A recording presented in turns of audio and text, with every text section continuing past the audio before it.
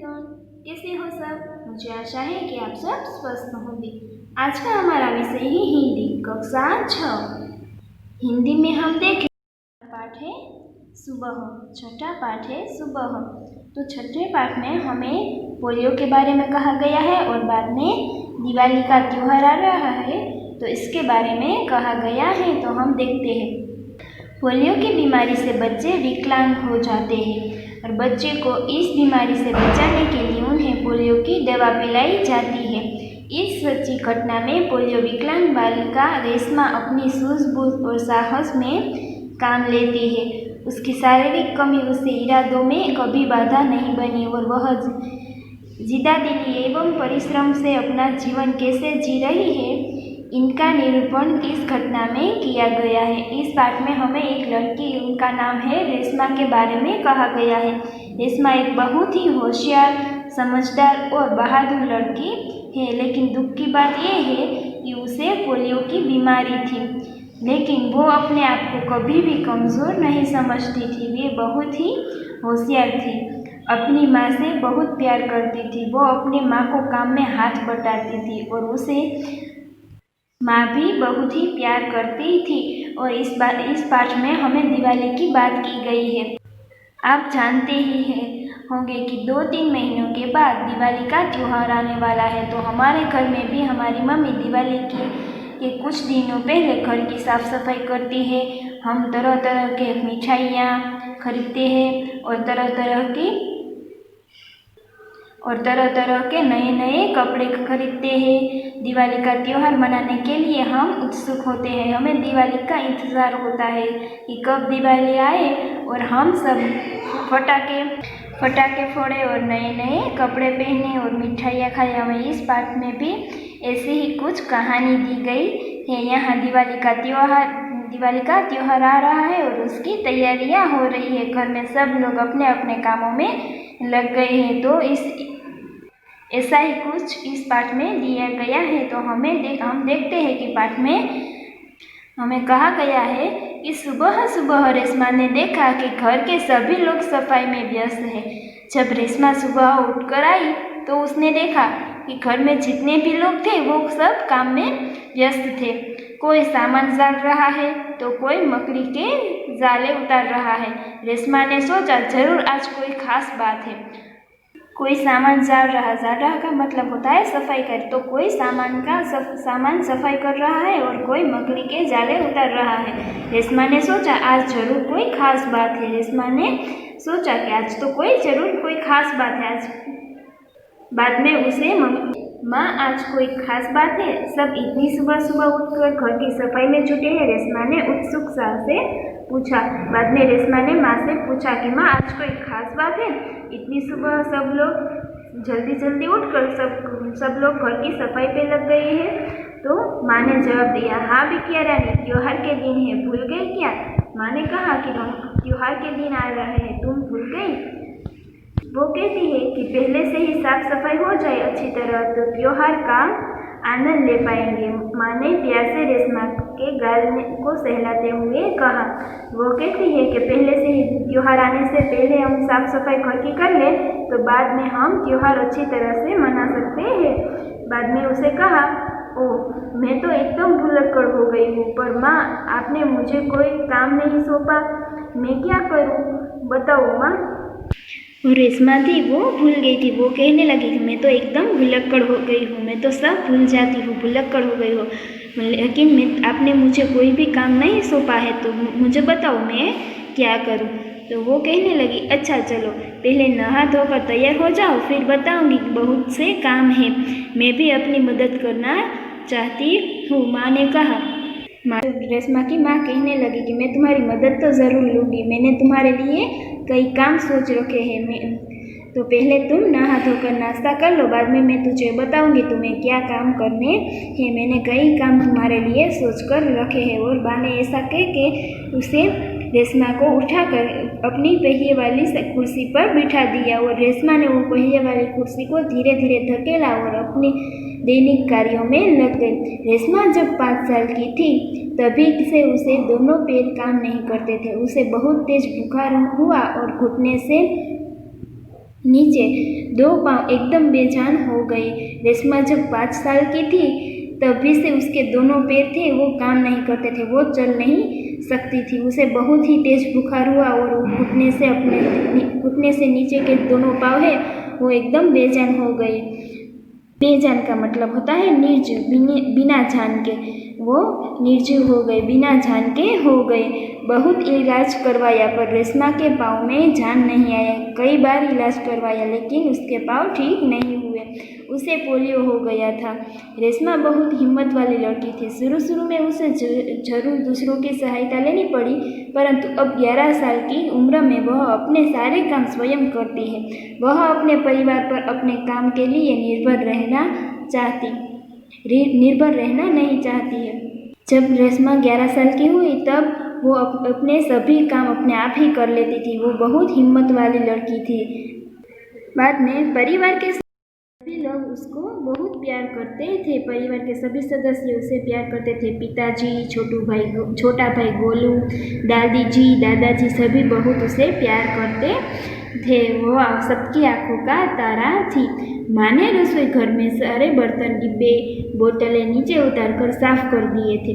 माँ ने सब रसोई घर के सभी बर्तन, डिब्बे, बोतलें नीचे उतार कर साफ कर दिए थे। उन्होंने रेशमा को आवाज़ दी, रेशु अगर तुम्हें नाश्ता कर लिया हो तो काम में मेरा हाथ बटाओ। बाद में वो माँ रेशमा को बुलाती है, काम करने के लिए बुलाती है। तो उसने कहा कि रेशु तुमने नाश्ता कर लिया हो तो मेरा काम में हाथ बटाओ। तो वो कहने लगी, हाँ माँ, मैंने नाश्ता कर लिया है। दूध का मेवे वाला दलिया बहुत अच्छा बना है माँ, मैं हाथ धोकर अभी आती हूँ। बाद में रेशमा कहती है कि हाँ माँ, मैंने नाश्ता कर लिया है और तुमने जो दूध का मेवे वाला दलिया बनाया था वो बहुत ही अच्छा था। अब मैं हाथ धोकर अभी तुम्हारी मदद करती हूँ। बाद में वो रेशमा जाती है। रेशमा अपनी खुशी को धकेलते हुए रसोई घर में पहुँचती है। रेशमा माँ को बर्तन, डिब्बे पर लेबल लगा कर पकड़ाती गई और माँ उन्हें व्यवस्थित ढंग से सजाती गई। रसोई घर फिर से चमकने लगा। बाद में वो रेशमा है वो रसोई घर में पहुँचती है और रेशमा सारे बर्तन, डिब्बे पर लेबल लगा कर माँ को देती है और माँ उन्हें व्यवस्थित ढंग से सजाती गई का मतलब रख देती है। वो व्यवस्थित ढंग से वहाँ रख देती है और रसोई घर फिर से चमचमाने लगता है। पिताजी दफ्तर चले गए। माँ को लड्डू बनाने के लिए कुछ जरूरी सामान चाहिए था। गोलू तो बहुत छोटा है, दादाजी बहुत बुजुर्ग है, अब सामान लाए कौन? माँ परेशान थी। रेशमा ने कहा, सामान मैं ले आऊँगी, बस आप मुझे सामान की लिस्ट दे दीजिए। तो बाद में वो कहने लगी, माँ को लड्डू बनाने थे तो पिताजी थे वो तो दफ्तर चले गए थे और इसका भाई भी बहुत छोटा था और दादाजी और दादी जी बहुत बुजुर्ग थे। तो अब सामान लेने कौन जाए? तो वो माँ परेशान हो गई कि अब सामान लेने कौन जाएगा। तो रेशमा ने कहा कि मैं सामान ले आऊँगी, तुम मुझे सामान की लिस्ट दे दो और एक थैला दे दो, मैं सारा सामान बाजार से ले आऊँगी। तो माँ बोली कि तुम ले आओगी अकेली? माँ ने पूछा। माँ बोली तुम अकेली ले आओगी?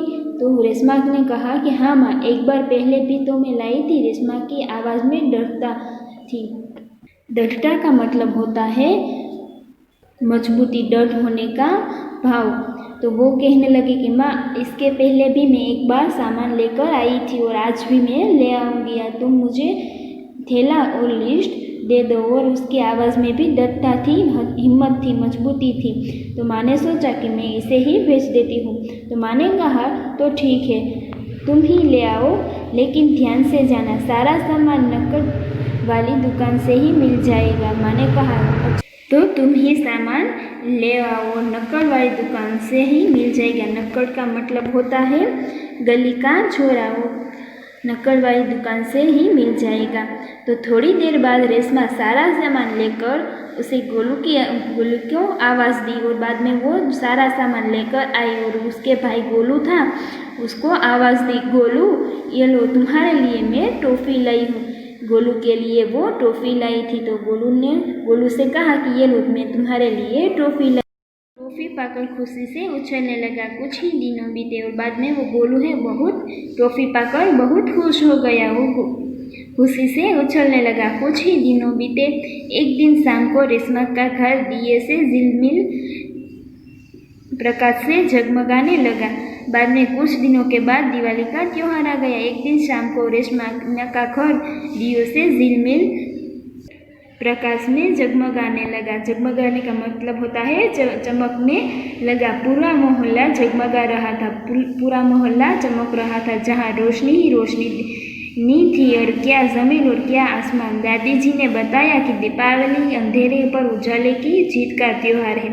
बुराई पर अच्छाई और असत्य पर सत्य की सदा जीत होती है। दादी ने कहा कि इस दिन रावण को पराजित कर राम अयोध्या लौटे थे। पराजित का मतलब हार है। रेशमा और गोलू बड़े ध्यान से दादी जी की बातों सुन रहे थे। कुछ देर बाद सबने मिलकर पूजा की और प्रसाद खाया। गोलू अपने दोस्तों के साथ पटाखे छुड़ाने में मग्न हो गया। रेशमा अपने दादा दादी के साथ फुलझड़ियाँ जला रही थी। इतने में रेशमा ने क्या देखा कि गोलू ने जिस पटाखे को बुझा हुआ समझकर छोड़ दिया था उसमें से चिंगारियाँ निकलने लगी और गोलू की पीठ पटाखे की तरफ ही थी। रेशमा चिल्लाई, गोलू गोलू बचो, तुम्हारे पीछे पटाखा। बाद में सब लोगों ने पूजा की और प्रसाद खाया और गोलू अपने दोस्तों के साथ पटाखे पटाखे फोड़ने के लिए चला गया और रेशमा अपने दादा दादी के साथ फुलझड़ियाँ जला रही थी। और रेशमा ने थोड़ी देर के बाद रेशमा ने देखा कि गोलू ने जो पटाखा बुझा हुआ समझकर छोड़ दिया था उसमें से एक चिंगारी निकल कर जल रही थी और गोलू की पीठ उसी तरफ थी। बाद में रेशमा ने गोलू को आवाज़ दी, कई बार आवाज़ दी, गोलू गोलू बचो, तुम्हारे पीछे पटाखा है। कई बार रेशमा ने आवाज़ दी, लेकिन पटाखों के शोर में रेशमा की आवाज़ दब गई। पटाखों के शोर में रेशमा की आवाज़ गोलू तक नहीं पहुंची। बाकी लोग कुछ समझ पाते। सबसे पहले रेशमा ने जल्दी जल्दी कुर्सी को धकेलती गोलू के पास जा पहुंची। उसने गोलू को जोर से धक्का दिया और खुद आगे निकल गई। बाद में गोलू ने नहीं सुना तो रेशमा जल्दी जल्दी से उसकी कुर्सी को धकेलती गई और गोलू के पास पहुंची। गोलू जहाँ बैठा था वहाँ उसको धक्का दिया और रेशमा खुद आगे निकल गई। अपनी कुर्सी की गति के कारण वो धड़ाम जोर का धमाका हुआ। अपनी कुर्सी की गति के कारण वो भी गिर गई। वो नीचे गिरी। उसकी कुर्सी है उसके ऊपर गिर गई। कुर्सी की गति के कारण धड़ाम जोर का धमाका हुआ। रेशमा की कुर्सी गोलू के जलने से बचा लिया। गोलू को कुछ समझ न आया कि उसे धक्का किसने दिया और बाद में गोलू को कुछ भी समझ में नहीं आया कि ये धक्का मुझे क्यों दिया और किसने दिया। बाद धमाके की आवाज़ सुनकर माँ और पिताजी बाहर दौड़े। माँ और पिताजी जो घर के अंदर थे वो ये आवाज़ सुनकर वो सभी लोग बाहर दौड़कर आए। कुर्सी रेशमा के ऊपर थी और रेशमा नीचे। कुर्सी थी वो रेशमा के ऊपर थी और रेशमा नीचे थी। पिताजी ने कुर्सी सीधी की और रेशमा को उस पर बैठा दिया। माँ भयभीत हो गई और बोली, कहीं चोट तो नहीं लगी? वो माँ है, वो डर गई थी। उसने रेशमा से पूछा कि कहीं तुम्हें चोट तो नहीं लगी? तो रेशमा ने उन्हें सारी बात बताई कि ये कैसे हुआ। तो रेशमा बताने लगी कि माँ, मैं जब फुलझड़ियाँ जला रही थी तब मैंने गोलू ने वो फटाका था वो बुझा हुआ समझकर छोड़ दिया था। उसमें से चिंगारियाँ निकलने लगी और वो जलने लगा और वो उसकी पीठ भी उसके फटाके की तरफ ही थी। तो मैंने जल्दी से अपनी कुर्सी को धकेला और बाद में मैंने गोलू को धक्का दिया तो मेरी कुर्सी की गति ज़्यादा थी, इसलिए मैं गिर गई और मेरे ऊपर कुर्सी ये गिर गई। बाद में ये सब बताकर रेशमा ने कहा, मुझे कहीं भी चोट नहीं आई है माँ, तुम भयभीत मत हो। सब रेशमा की पीठ थपथपाए और गोलू रेशमा के पास आकर नाटकीय ढंग से बोला, दीदी आज तो आपने मेरी जान बचा ली। आपका यह धमाकेदार धक्का मुझे हमेशा याद रहेगा। सभी लोग खिलखिलाकर हंस पड़े। रेशमा की शारीरिक कमी उसके इरादों में कभी भी बाधा नहीं बनी। वह आज भी उतनी ही सीधा दिली और परिश्रम से अपना जीवन जी रही है। उसकी हर सुबह नई सुबह होती है। वह हर सुबह अपने काम में नए इरादे से जुट जाती है। जुट जाती का मतलब होता है जुड़ जाती है। जिदा दिल का मतलब होता है खुश मिजाज और विनोदप्रिय। बाधा का मतलब होता है रुकावट। इसका मतलब है कि वो हर काम आत्मविश्वास और लगन से करती थी। पोलियो से उसके पैर निकम्मे हो गए थे, पर उनका मन कमज़ोर नहीं था। तो विद्यार्थीगण, मुझे आशा है कि आज का हमारा ये पाठ सुबह पढ़ने में बहुत अच्छा लगा होगा।